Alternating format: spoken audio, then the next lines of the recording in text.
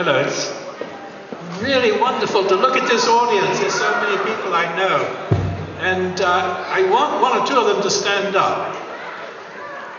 I see here a young lady who I met 48 years ago in Kidentu. I would like you and your daughters to stand up together, and everyone will just guess which one you are, please. Kidentu, we were in Anka. MashaAllah. That was so wonderful. I want to tell you what honor it is to be here speaking to you today. I also had a huge honor 3 years ago. 3 years ago in Khartoum. And I was invited to be at an event with Ustaz Muhammad Wardي al-Marhum. And we actually were on the stage together. Can you imagine? This was a great moment in my life. And I'm happy to sort of share it with you again today. Also, it's very nice to see Uruwani, my king. He is also my teacher. And would my king please, Yalla, Kuttos, Uru. Halim Sabah. Halim Sabah. So, I'm going to go straight along and say, Maskagro, Assalamu alaikum, rahmatullah, barakatuh.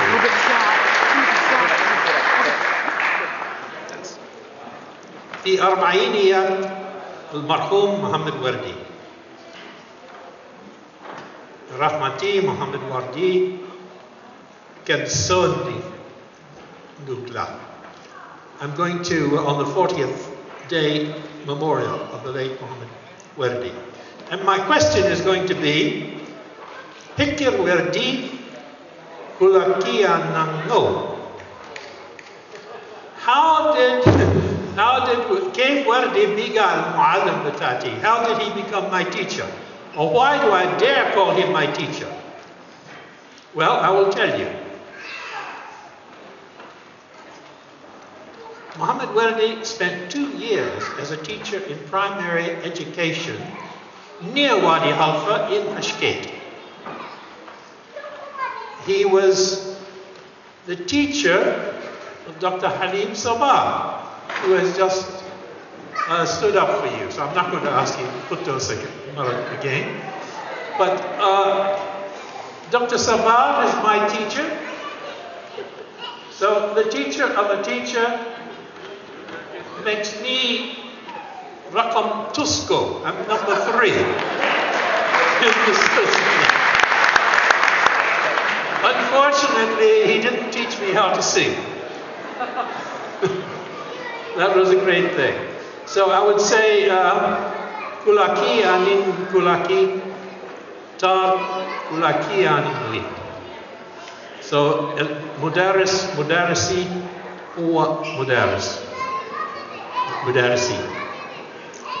Now, one of his musical colleagues in Ashket was Saleh Walwale and Hamza Al-Adin, who used to come from another place, a little further farther north, around Abu Simbel.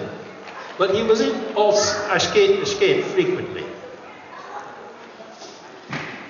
So, Wardي gone, Walwale gone, and Al-Adin gone, Mutugulni. They were all of the same age grade.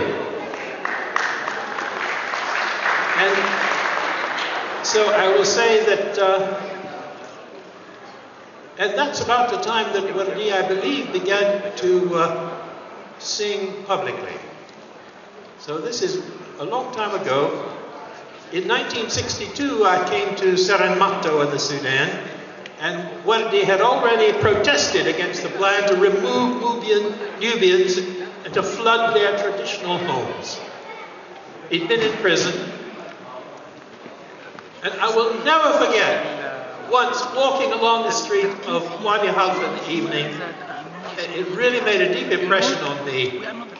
It was Wardi's voice, and he was singing one of his Arabic songs, which was يقظة الشعب, the people's awakening. Wordي eventually had to be in exile.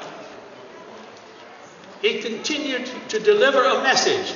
He would have called it a show, a message of human justice. His message reached all of Africa and ultimately the whole world, or as we say, God Kemso. Everywhere. Wordí never forgot his own history.